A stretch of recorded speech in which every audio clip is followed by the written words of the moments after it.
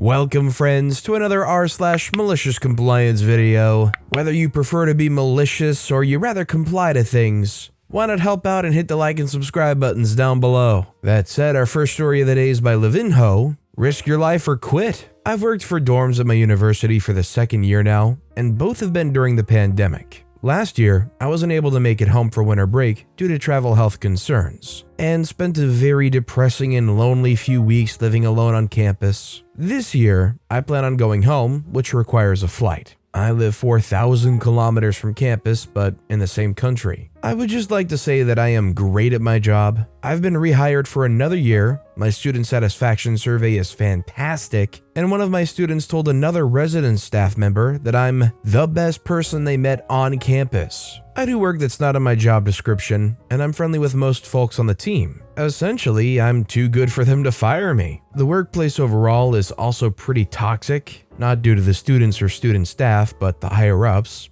But that's a different story. However, this year, my team got a new supervisor. Actually, many teams got new supervisors, as the previous ones went on to better positions or different schools, etc. This meant a lot of turnover, a lot of hiring, and clearly a good amount of desperation to find someone, if the new hires were anything to go by. Also, students working in dorms started end of August, and I didn't get a new supervisor until the end of October. While students work as floor monitors, etc., we have real adults working as higher-ups. They don't interact a lot with students, but they manage the student staff and a lot of the admin work, safety regulations, etc. I originally didn't have anything against my new supervisor. Sure, it was a bit of an adjustment, and frankly, I knew more about my job than she did, but nothing was strictly off-putting.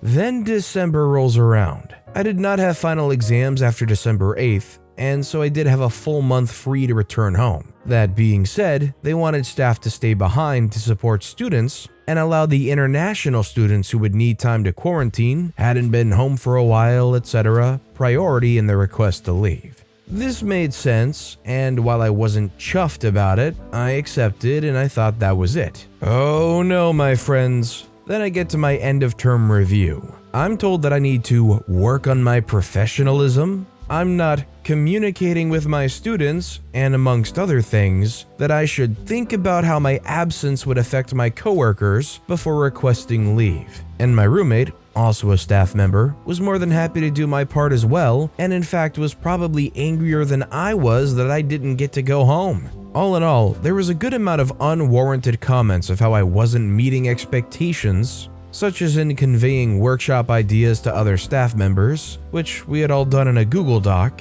What was I supposed to do, sign and date them? Email everyone that I'd done it? According to other members of my team, they weren't getting these comments, and I was quite upset, especially in contrast to my student satisfaction survey. By the time I returned home, Omicron is much more concerning, and everyone living in dorms were being given rapid tests. My mother, who's a frontline worker, had multiple cases at her workplace, which made us concerned that I might not be able to travel. I sent a message to my supervisor about this, and I'm dismissed that we are unaware of any other staff member not being able to return, and essentially asking if I was returning or not. Remember that I hadn't been able to go home earlier because others were traveling internationally, and I later confirmed with other staff members in similar situations that they had in fact talked to their supervisors who were apparently understanding. The next day, we get a long official email about all the new procedures in our job due to the new variant, a minor outbreak on campus, etc. I take this as maybe my supervisor misjudged the severity of the situation and we could have another chat.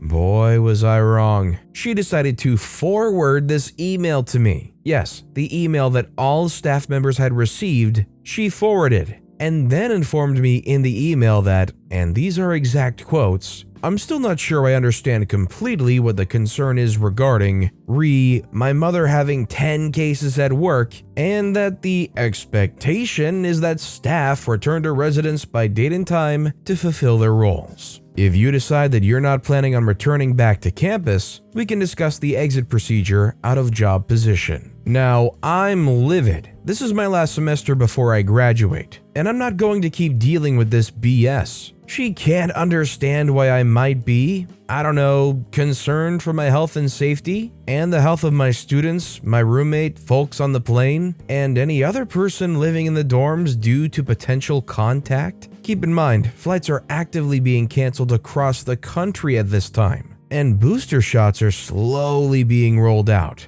meaning most of the students on campus didn't have it yet. After this ultimatum, I decided to quit the job on principle. Return on time or quit? Okay. I emailed the director, assistant director, community standards officer, and my supervisor's direct supervisor, seeing that I was not able to return by the expected date, that I was leaving the team, was uncomfortable discussing this further with my supervisor, and including her messages to me with screenshots. I didn't get a response for 9 hours at 8 p.m. The response was the most non-answer email I've ever seen, saying that the staff members would always want more information and that this must have been a difficult decision. They then asked if this was my official resignation. Apparently, it takes 2 emails to quit this job. I said it was, and I switched my flight, told my fellow team members and my students. On that note, if 30% of your students immediately respond to wish you well, tell you that you may not be their job position anymore, but they'll always be your friend,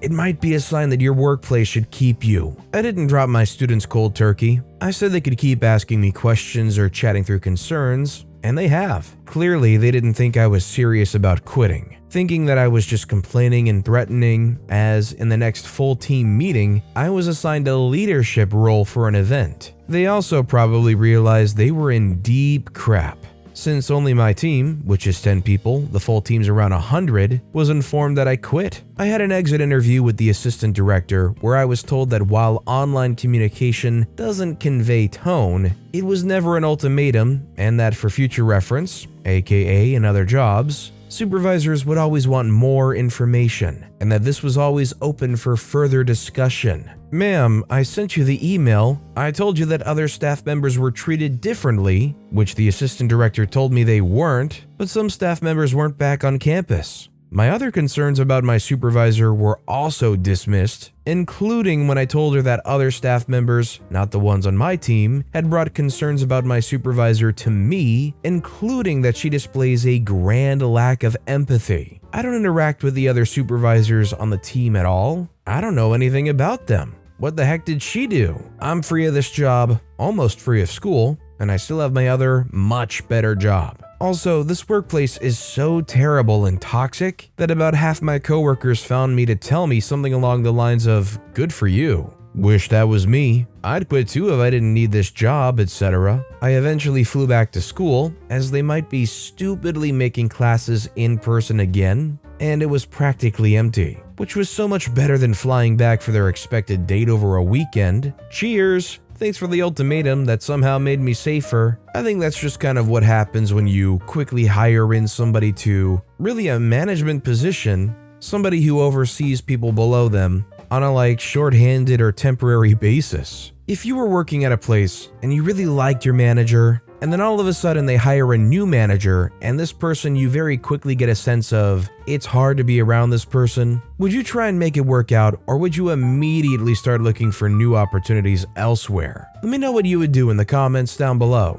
Our next story is by RazGrizz-S57. Want me to start my shift 10 minutes later than everyone else? Okie dokie. So this happened last year. I work for a shipping company. Boxes come out of a shipping container, get scanned into the system, and put onto a system of conveyor belts. The boxes then come down the belts to a line of workers, who remove said boxes from said conveyor belts and load them into delivery trucks. I work at the end of one of these belts. This spot is special because not only do I have to load my own delivery trucks, but I also get the boxes that others missed further up the belt. I have to take these off and put them aside in a special cart for someone to put back into the system later. At the beginning of each shift, we also unload from those delivery trucks the boxes that the drivers were unable to deliver. They go on the belt, I take them off the belt and put them in the cart. Because where I am is at the end of the whole process, we have the time to do this before new boxes get fed to us. And so I have the time to take care of these missed boxes before new boxes get to me. So as you can see, my job starts at the same time as everyone else's. Then my shift was pushed back 10 minutes. You see, because I'm at the very end of this whole process,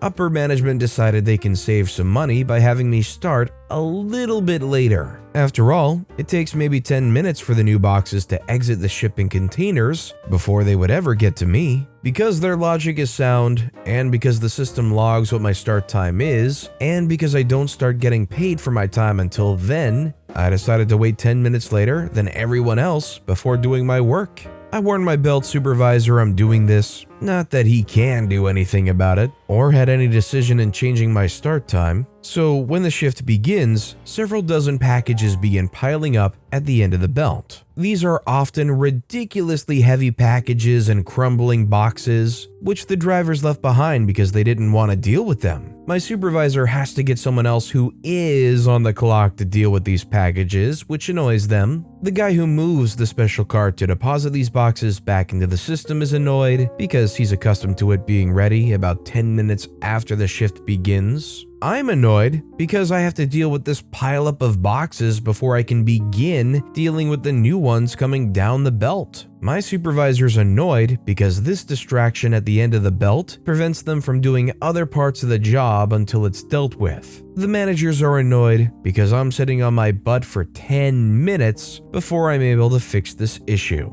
This lasted for about 2 weeks before I noticed my start time was now the same as everyone else's. I've heard similar stories like this one before, and the root of the argument is just either expecting somebody to come in early and give you free work, only start at a certain amount of time, and still get upset when you're not giving them free work. So, considering OP was forced to come in 10 minutes late, I don't blame them for pulling up a chair, sitting down right there at the counter, and looking at the watch counting down the minutes till their 10 minutes are up. And our final story of the day is by Sarcasm Spelunker. Boss says, "Just do your job." I say, "As you wish." I work at a tech company, and my official job is fairly simple, and I find that I have free time decently often. My unofficial extra jobs used to be monitoring the morale level in the office, and doing things to bring up said morale. Also doing tech support on the computers in the office, so IT doesn't have to deal with it, mostly because I'm faster than they are at getting things going again, assuming the problem isn't hardware related, and often enough, helping out other departments when I have the time. A promotion comes up, I apply for it. The boss gives it to someone who had only been hired a few months ago. I was annoyed at this because I'd been working there for much longer and my evaluations were always glowing. Another promotion comes up, I get denied again in favor of another person who's only been there for a few months. 3 more promotions come up and my boss always gives the new people the promotions. At this point, several people who have been hired around the same time that I have all quit to seek opportunity elsewhere, and many of the people who got promoted also quit because they used their promotion to get a better job elsewhere. Also, the boss likes to send an email with a BS can denial letter with some official reason as to why you were not seated. I eventually decide to confront my boss about it, so I just bluntly ask, what am I doing wrong?